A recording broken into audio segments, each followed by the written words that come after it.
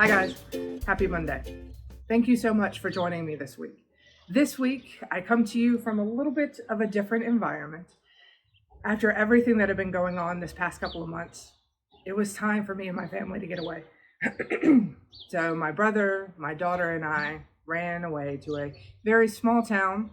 There's not a lot of people, and we just get the chance to be quiet, and think. And while I was going through the thought process, I was wondering to myself, as a leader, have I done enough? Have I given my employees and those that work with me enough? And while I'll never know the answer to that question, I thought it might be helpful to share with you some of the things that I'm doing during this time to help have the challenging conversations with employees and with friends and family. And so we're going to talk about how to have critical conversations, but I mean critical in the stance of timely and challenging, not feedback conversations. These conversations are how to have conversations with your employees when they're hurting, when they're scared, when they don't really understand what's going to happen next. So the first step that I can offer for this is offer to listen to your employees. And then listen. Now, what this means is you can have employee meetings. You can bring people together and you can talk about the fact that the world is in unrest. You can talk about the fact that the world is in a place that we have never seen it in our lifetimes. You can talk about the fact that you're scared and you're worried. And if they're scared and worried too, they can come speak to you. You have an open door and you are there for each and every one of them.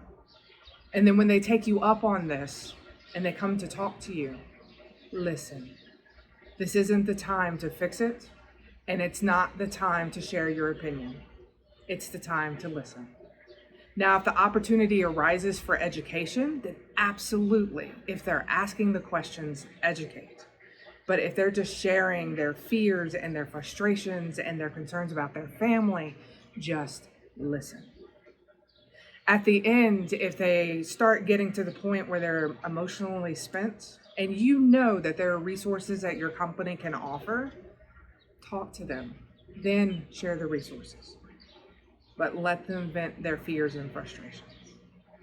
And then one thing that I want to point out about this particular one, when you start taking on some of this emotional burden of your employees, it's a heavy place. Make sure there's somebody that can help you. Make sure you have a leader that you can speak to. If your company has resources available to allow you to speak to a counselor, guys, if ever there was a time, this is the time. Speak to a trained professional. There is no shame in this. And I know if your company has this as a resource, you have offered it to your employees time and time again. If anything, do it so you know the process that they go through. But talk to somebody. The world is heavy and we're feeling it every day. It's okay to take off the weight for a little while and share it with somebody else. The next step is be authentic and transparent in your concerns. This is, again, if you're not comfortable sharing your opinions or you don't feel like it's appropriate sharing them in the workplace, you don't have to. This is, I'm scared. I don't know what's going to happen. I wonder what world we're leaving for our children. Our world is going to be okay. I know it doesn't feel like it now, but the world is righting itself and dealing with things that maybe we should have dealt with a long time ago, but we're dealing with them now. And we're gonna come out on the other side of this. But sometimes it's a little bit challenging to see the other side of this. So you can be authentic and transparent in what you're feeling as well. Because sometimes, not always, but sometimes, if you open up about how you're feeling, your employees are more likely to open up about how they're feeling. Now, I caution you with this. You don't want to use your employees as a counselor. This is just, you know what, guys? I'm feeling the pressure myself. I'm feeling the fear and I'm feeling the frustration. And if you want to talk to somebody about it, I'm here for you. You open the door and then you let them choose whether they want to come in or not. Now, the third step that we want to talk about is to show empathy. Brene Brown talks about empathy, and I really love her definition of it. For empathy, she says it's you seeing somebody down in a dark hole and crawling down in the hole and putting your arm around their shoulders and saying, I got you. I'm here with you during this. Now, I don't know about you, but there are times when I struggle with how can I have empathy for a Black man going through this because I have no idea what he's going through. But then I think, have I ever felt rage? Have I ever felt helplessness? Have I ever felt that something was unfair or unjust? Yes, it was a moment. It wasn't my life, it was a moment. But I can channel those feelings and at least have an idea of that black hole that he's in. As a mother, I understand, again, not to the depth, but I understand the fear for my children. As a mother of a daughter, I understand the fear of harm to her.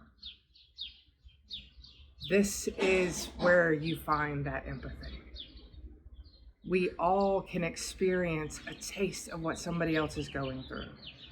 Many times we have to look at it from their perspective and ask ourselves, if I were in their shoes, what would I be feeling? I would be feeling X, Y, and Z. Have I ever felt that way before? And you back out of it, right? Find empathy for your employees. Find empathy in the situations that they're talking to you about. Again, you don't have to share your opinions. You just have to see if you can come to a common place of understanding for them. Now, I know this week was a heavy topic, but right now there's a lot of heavy topics, and as leaders, we need to be prepared for how to handle those conversations. If you don't feel like you're prepared, or if you want somebody to talk to, reach out to me. My email address is always in the notes. I am not going to debate you, because that's not what this is about. But I will have a conversation. I will share with you some tips and tricks that I have found in the past that have helped me from the perspective of an employee and me from the perspective of a leader. And maybe if you have a unique situation, we can talk through what you're going through as well. Don't forget to leave what you learned in the comments.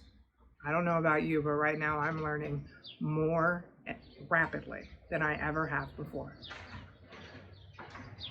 And finally, remember, I know it might not feel like it right now, but you got this. We got this. Have a wonderful week.